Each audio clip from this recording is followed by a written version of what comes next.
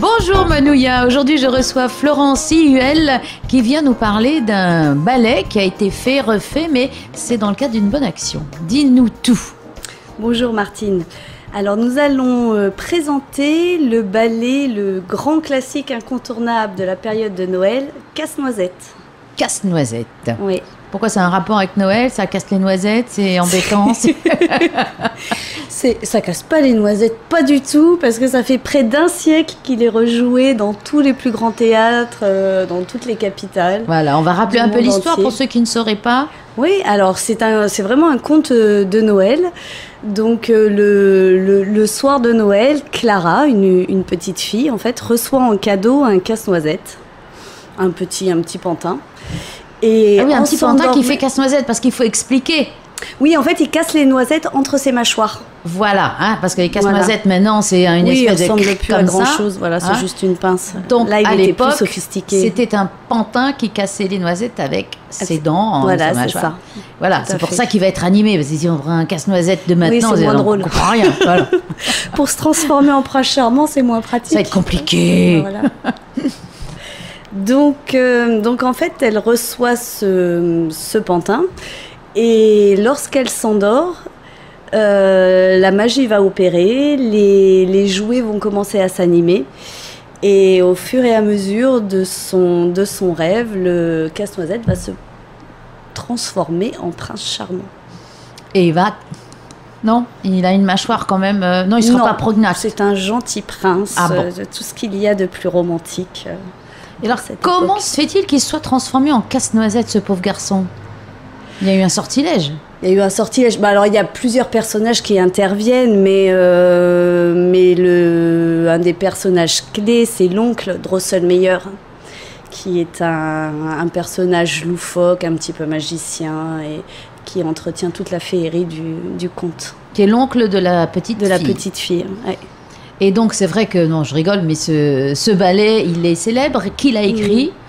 Alors, en fait, c'est issu des contes d'Hoffmann, à la base, et c'est Alexandre Dumas qui en a écrit le livret pour le ballet. Et ce que l'on retient, c'est surtout les musiques de Tchaïkovski, qui sont connues, qui ont été reprises dans plein de films, de dessins animés, Fantasia, tout ça. Oui, et on a envie de danser dessus, même si, pour ma part, je ne suis pas excessivement bonne danseuse, c'est le moins qu'on puisse dire. Alors, ce ballet, vous l'avez présenté il y a quelques années déjà ?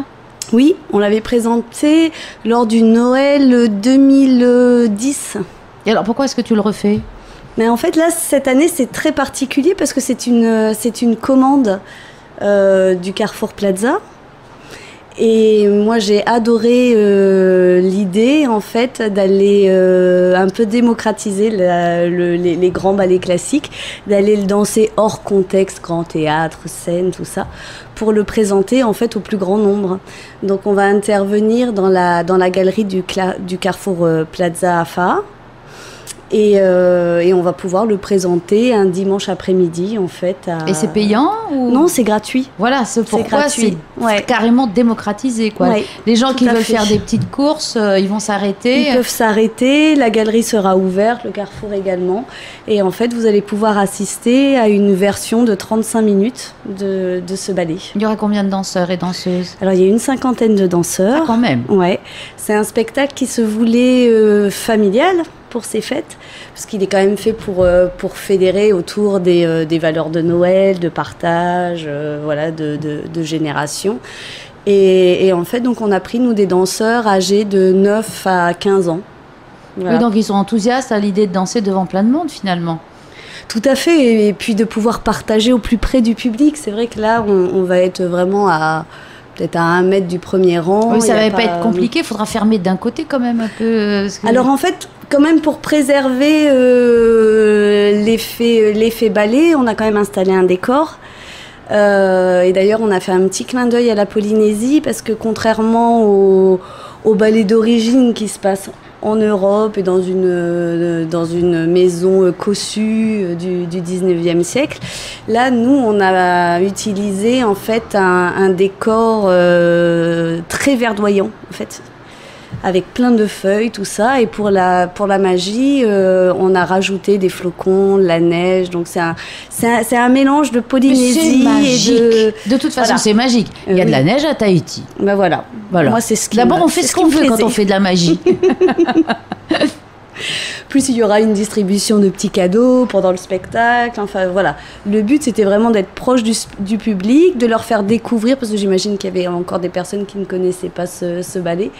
Et puis d'essayer voilà, ce sera début décembre, on sera en plein dans les préparatifs de Noël. Alors c'est le 14 le 4. Le 4, ouais, je dis des bêtises. Dimanche. Mais alors, ça n'a pas été compliqué de réduire justement le ballet à 35 minutes? Alors il a fallu réécrire un petit peu, pas réécrire l'histoire, parce qu'on a quand même gardé l'intrigue principale, les principaux personnages, les musiques les plus connues et les plus attendues. Mais après, c'est vrai que, par exemple, des morceaux qui durent 3 minutes 30, on les a un petit peu réduits, on a enlevé certains tableaux, parce qu'à la base, c'est quand même un grand ballet qui fait près de 2 heures. Oui, voilà, hein, c'était comment faire du concentré de casse-noisette. Voilà. Et il y a une seule représentation, oui. Mais à quelle heure? À 14h. Donc, il faut être là-bas à 13h30. Ah oui, parce que le placement des gens va se faire au fur et à mesure, et plus tôt vous arrivez, plus tôt vous serez placé. Et vous avez une page Facebook là sur laquelle on peut avoir un peu de pub? Alors, je pense qu'il y a certainement la page du Carrefour Plaza qui va en faire la promotion.